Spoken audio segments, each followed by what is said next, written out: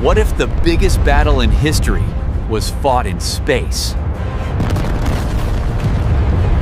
Two superpowers, United States versus Soviet Union, fighting for control of the future. After World War II, the Cold War began.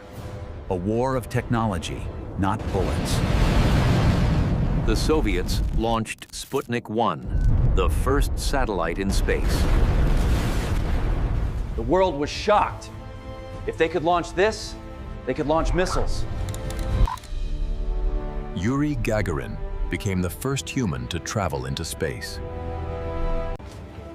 The United States needed a bold move.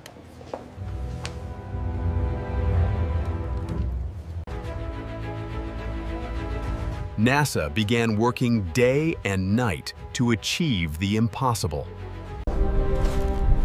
One small step for man, one giant leap for mankind.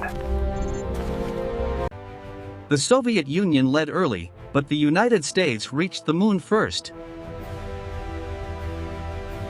The space race changed humanity forever, and this is just the beginning.